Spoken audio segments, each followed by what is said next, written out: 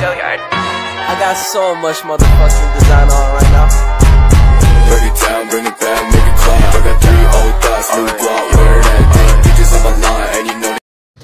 Assalamualaikum warahmatullahi wabarakatuh. Waalaikumsalam warahmatullahi wabarakatuh. Perkenalkan Pak, saya Desmatullah Spedi dari Universitas PGRI Islam Pari. Izin untuk menginterview terkait kurikulum Merdeka di SD.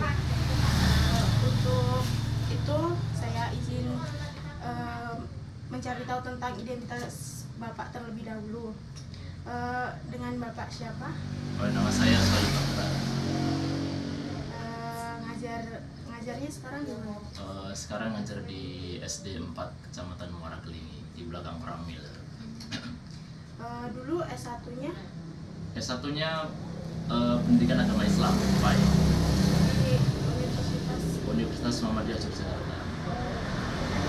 S2-nya? Belum, masih belum. Iya. Untuk jabatannya sekarang? Sekarang guru PAI. Lama mengajar Bapak di guru itu berapa? Kalau ngajar dari 2011, Pak. Dari 2011 sekarang 2023, berarti sudah 12 tahun. 12 tahun. Untuk kita mulai pertanyaannya ya Pak. Ya. Yang pertama itu apakah Bapak memahami tentang kurikulum Merdeka? Jadi kurikulum ini kita sebutnya kurma saja gitu Pak, biar tidak biar tidak terlibat gitu kurikulum Merdeka lama. Ini termasuk kurikulum baru Pak ya. Jadi kalau dibilang paham betul sebenarnya belum juga, tapi insya Allah sekalipun tidak secara detail keseluruhan paham, minimal ya secara prinsip memahami tentang kurma. Selanjutnya, bagaimana pandangan Bapak tentang kurma atau kurikulum Merdeka? Saya melihat tidak jauh berbeda ya dengan kurikulum yang sebelumnya, seperti halnya KTSP atau K13 yang lebih mirip sebenarnya di K13-nya itu. Jadi secara umum hampir sama lah dengan kurikulum yang sebelumnya. Perbedaan apa yang mendasar menurut Bapak antara kurikulum sebelumnya dengan kurikulum Merdeka? Ya, yang mendasar itu kurikulum ini dengan kurikulum yang sebelumnya ya. Jadi memang ini sebenarnya dilatar belakangi oleh menteri yang berbeda gitu. Kalau ini kan Nadiem gitu ya. Sementara yang sebelumnya itu ada Pak Muhadjir Effendi, kemudian lagi ada Pak Anies Baswedan. Nah, ada satu yang menurut saya cukup terlihat perbedaannya antara kurikulum Merdeka ini dengan kurma ya, dengan K13 gitu. Letaknya ada di profil pelajar Pancasila. Jadi kalau di kurikulum yang sebelumnya itu ada PPK, ada pembentukan karakter gitu ya. Sebenarnya hampir sama saja, tetapi saya melihat untuk yang kurma ini porsi untuk profil pelajar Pancasila itu jauh lebih banyak, bisa berkisar antara 20-30%. Itu yang pertama. Yang kedua, penerapan di dalam RPP. Nah, di kurikulum yang sebelumnya saya melihat hanya terbatas di RPP doang gitu ya, yang hanya dimasukkan dalam RPP, sementara dalam aplikasinya bagaimana sih ketika kita mau mengajarkan PPK itu dimasukkan di dalam di dalam RPP itu hampir kurang terlihat. Yang terlihat itu di kurikulum yang sekarang memang ini keunggulannya kalau saya melihat begitu. Apa pergantian ini tidak terlalu cepat? Kesannya seperti ganti menteri atau ganti kurikulum? Ya, sebenarnya saya selaku guru merasakan iya gitu. Ganti menteri, ganti kurikulum ya. Belum lama kita pelajari kurikulum yang ini sudah ganti menteri lagi, ganti lagi. Ini sudah 2024 nih. Nanti ada pergantian presiden. Mungkin juga kemungkinan menterinya juga ganti lagi. Nah, saya khawatirnya juga nih kurikulum berubah lagi. Tetapi satu yang menjadi prinsip kita sebagai seorang guru sebenarnya begini Pak, apapun kurikulumnya, memang tugas kita sebagai guru itu mengajar ya laksanakan proses pembelajaran itu sesuai dengan kurikulum yang ditetapkan oleh pemerintah. Itu saja sih kalau saya. Apakah sekolah Bapak telah menerapkan kurikulum Merdeka? Kalau iya, sejak kapan sekolah menerapkan kurikulum? Dan jika tidak, apakah Bapak tahu kira-kira kapan akan diberlakukannya di sekolah Bapak? Kalau untuk sekarang, sekolah kami termasuk yang belum, Mbak, menerapkan kurikulum Merdeka itu belum ya. Karena memang sekolah kami juga bukan sekolah penggerak gitu. Jadi, tetapi dari rapat kemarin dengan guru-guru di SD 4 Muara Kelingi itu, insya Allah di tahun ajaran baru nanti di bulan Juli kami sudah mulai untuk menerapkan kurikulum Merdeka ini untuk kelas 1 dan kelas 4 dulu, Mbak. Ya, kita akan coba di kelas 1 sama kelas 4 dulu. Bagaimana implementasi proyek kurikulum Merdeka dalam pembelajaran di kelas Bapak? Terkait dengan proyek ya, memang gini ya. Untuk di kurikulum Merdeka ini kan ada 4 hal. Yang pertama adalah budaya positif, kemudian ada intrakurikuler, ada ekstrakurikuler, dan profil pelajar Pancasila gitu ya.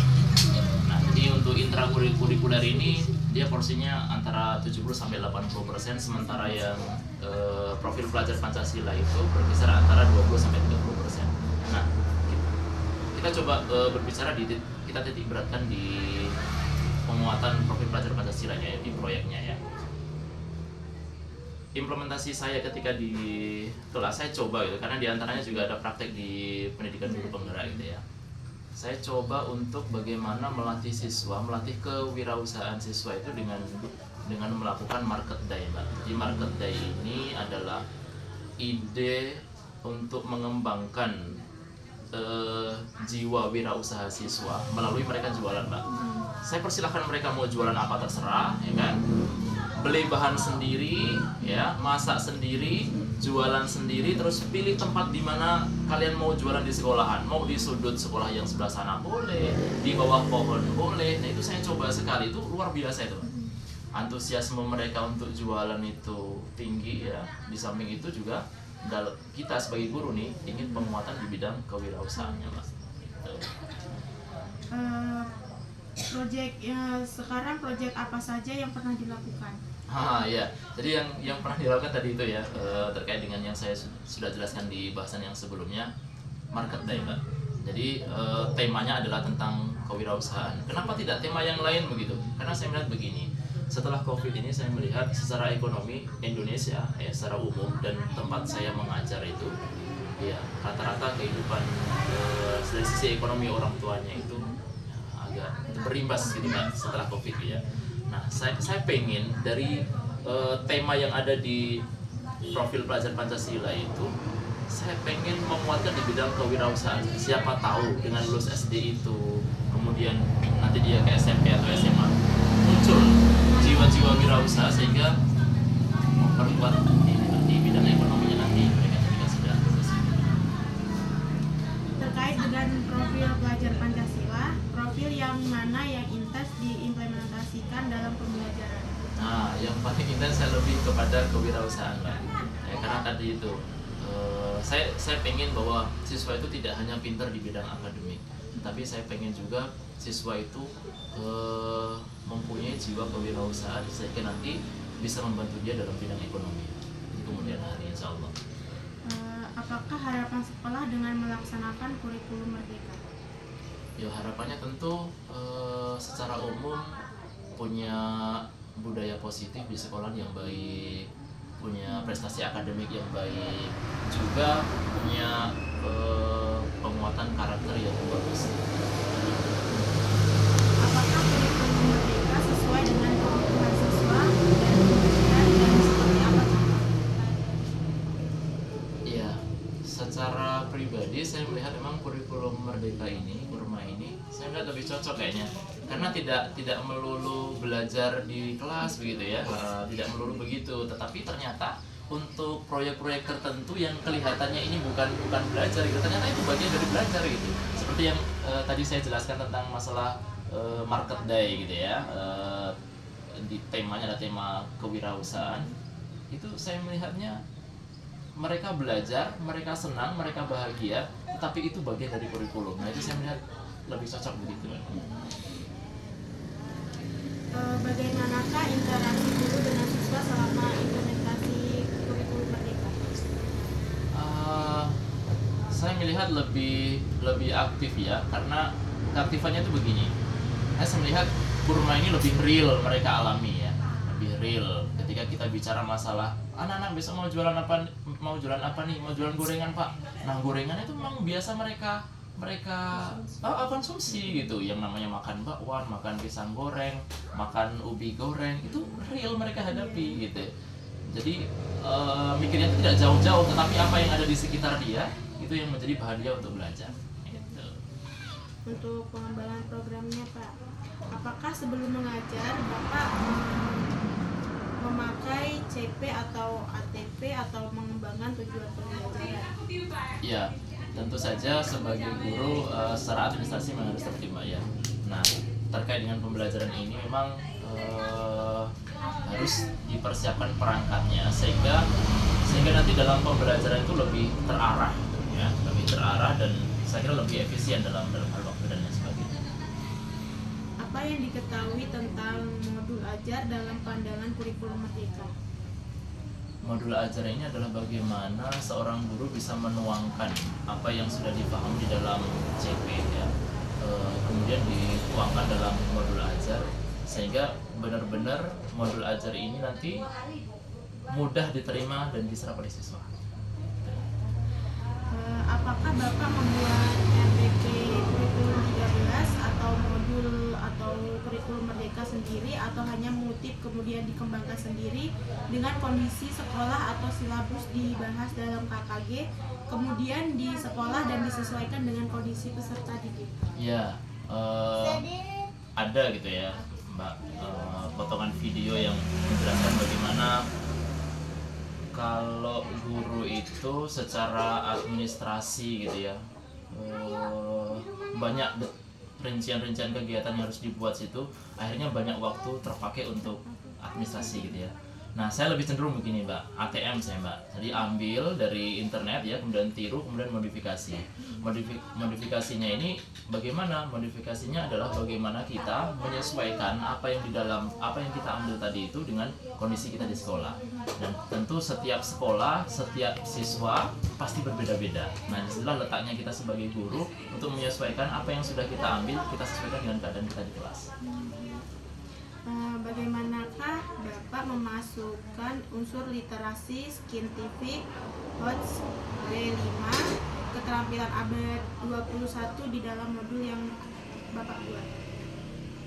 Ya, tentu saja untuk meningkatkan daya pikir, kemudian meningkatkan kemampuan siswa. Memang kita gunakan yang hot gitu Mbak ya.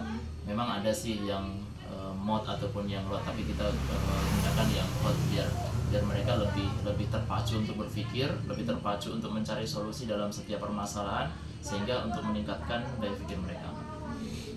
Apakah Bapak menemui hambatan dalam pembuatan modul dan bagaimana solusinya?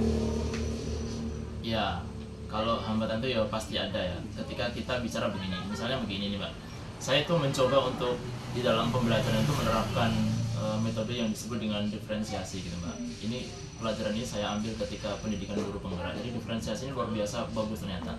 Jadi bagaimana kita itu menghadapi sesuatu ternyata beda-beda gitu. Ada selama ini saya mengajar tuh ya pokoknya saya sampaikan materi, persoalan kamu itu paham atau tidak paham itu hampir urusan belakangan gitu. Nah ternyata di diferensiasi ini berbeda Mbak. Kita harus persiapkan dulu, kita petakan dulu siswa itu. Ini siswa yang ketika kita belajar tentang gaya belajar siswa gitu Mbak ya. Ada yang siswa itu yang auditory, dia tuh senangnya dengan mendengar gitu. Ada siswa yang senangnya dengan visualisasi gitu ya, pengen dengan menonton.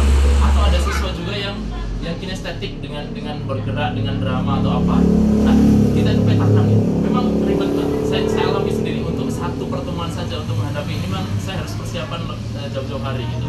Akhirnya saya petakan Mbak. Oh, ini siswa yang auditori saya kelompokkan sendiri, siswanya si A, si B, si C dan seterusnya.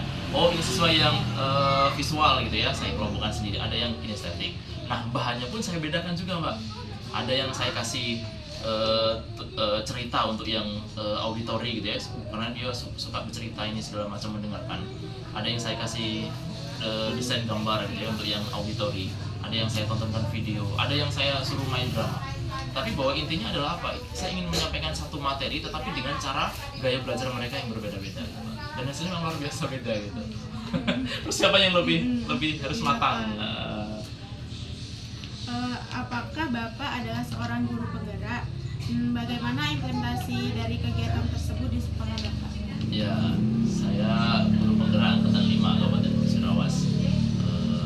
Selesai di bulan Desember kemarin 2022. Ya, dari ilmu yang saya dapat di guru penggerak, saya mencoba untuk implementasikan di kelas sebagai pemimpin pembelajaran. Apakah sekolah Bapak adalah sekolah penggerak dan bagaimana kontribusi sejauh ini terhadap kemampuan guru dan siswa di sekolah? Ya, ini memang menjadi satu hal yang menjadi PR buat kita bersama ya. Memang sekolah kami bukan sekolah penggerak dan guru-gurunya juga sudah banyak yang senior gitu ya, dalam pengertian sudah sepuh begitu, sehingga kalau untuk hal-hal yang terkait dengan IT pembelajaran memang agak terhambat. Tapi semangat mereka untuk belajar tetap tinggi. Yang selanjutnya itu pelaksanaan dalam pembelajaran Pak. Apa yang Bapak lakukan di awal kegiatan pembelajaran? Ya tentu saja di awal itu apersepsi Mbak.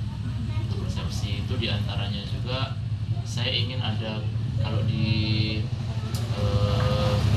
PGP itu ada yang namanya kesadaran diri Mbak. Jadi sebelum siswa itu dikasih materi apa yang jauh begitu ya, kita coba untuk menenangkan dia dulu ya, tentang kesadaran dirinya. Kalau saya begini, saya suruh mereka menjam gitu ya, duduk yang tenang nak, relax gitu ya, alat tulisnya diletakkan dulu gitu, saya suruh duduk tenang, pejamkan mata.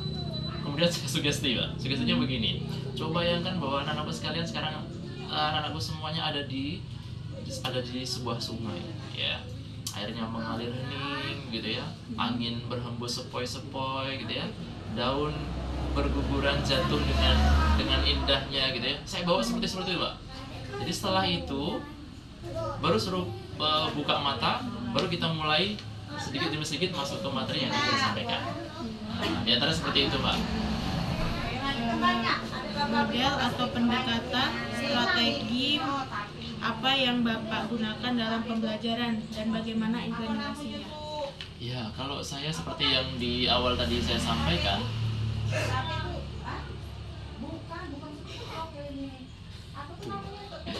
jadi seperti yang saya sampaikan di awal tadi, saya senang menggunakan diferensiasi pembelajaran Pak. Jadi bagaimana kita itu dari awal memang sudah memetakan siswa kita. Oh ini siswa yang auditori, siswa ini yang visual, siswa ini siswa yang kinestetik gitu ya. Kita bedakan Pak. Kita bedakan sehingga bahan atau materi yang kita ajarkan nanti pun dengan bahan yang berbeda, juga nanti di dalam penugasannya pun berbeda ya. Tetapi pada prinsipnya, pada intinya adalah bagaimana mereka nanti bisa menghasilkan sebuah karya dengan materi yang sama. Apa saja buku pegangan yang Bapak atau sekolah gunakan dalam pembelajaran? Ya untuk sekarang ini memang belum ada ya, sekolah kami kebetulan belum beli untuk buku-buku kurma ya, kurikulum merdeka ya. Paling secara inisiatif sendiri saya cari di internet ya, untuk buku-buku yang terkait dengan kurma. Media apa saja yang Bapak pernah buat dan sering gunakan dalam kegiatan pembelajaran? Ya kalau dalam pembelajaran saya gunakan buat grafis gitu ya, gambar, kemudian pakai proyektor, kemudian saya gunakan juga kadang drama ya, seperti itu Mbak yang saya gunakan selama ini. Aktivitas apa yang Bapak lakukan dalam kegiatan akhir pembelajaran? Ya, di akhir pembelajaran tentu kita akan kakak muter lagu ya. Pembelajaran saya mencoba untuk menyimpulkan apa yang sudah saya sampaikan gitu ya di pembelajaran hari itu, dan kemudian saya kasih tugas gitu ya, saya kasih soal ya untuk saya sebagai guru bisa menilai sejauh mana daya serap siswa yang sudah saya sampaikan tadi. Untuk evaluasi hasil belajarnya, Pak, bentuk penilaian apa yang Bapak gunakan dalam pembelajaran? Penilaiannya sumatif, kemudian juga dari proyek-proyek yang sudah mereka kerjakan. Apakah yang Bapak ada apa hambatan Bapak untuk menemui penilaian dan bagaimana solusinya? Ya memang kadang ada item-item apa lah ya yang harus kita masukkan di dalam penilaian. Itu memang kadang masih bingung gitu Mbak. Makanya banyak melihat di YouTube gitu ya, banyak melihat referensi, apalagi kita sebagai guru ini sebenarnya bisa lihat di platform Merdeka Mengajar gitu Mbak ya. Nah, dari situlah kita kemudian bisa menemukan aspek-aspek apa saja yang bisa kita gunakan untuk penilaian siswa. Kapan Bapak melakukan penilaian? Saya biasanya ini harian apa? Saya biasanya dalam sepekan itu saya gunakan hari Sabtu Mbak untuk penilaian itu. Saya gunakan hari Sabtu untuk penilaian, sementara untuk hari-hari yang lain lebih kepada penyampaian materi. Apakah setiap soal yang digunakan di sekolah dikembangkan sendiri atau bersama KKG atau lainnya? Ya, terkait dengan soal ada yang saya kembangkan sendiri, ada juga yang lewat KKG. Nah, jadi karena kebetulan saya ini ketua KKG di Kecamatan Muara Kelingi ya, tentu dengan begitu menurut saya mudah untuk mengumpulkan guru-guru, kemudian kita saling bertukar soal gitu ya, dan sehingga ada banyak masukan dari guru-guru lain Mbak terkait dengan soal, sehingga lebih variatif dan tidak jenuh tentunya. Ini persoalan yang terakhir Pak. Bagaimanakah proses pengembangan soal dalam asesmen? Pengembangan soal ya, tentu saja komunitas tempat guru-guru berkumpul, seperti kalau di SD ini sepertinya KKG gitu Mbak ya. Ini sebenarnya harus dioptimalkan. Dari situlah kemudian kita akan bertemu dengan orang-orang yang barangkali dia tim buat soal di kabupaten gitu kan.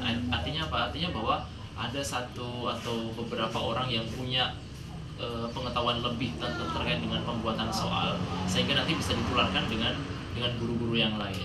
Kalau misalnya setiap kecamatan seperti ini gitu ya, harapannya adalah nanti ke depan setiap guru punya pengalaman yang bagus terkait dengan soal.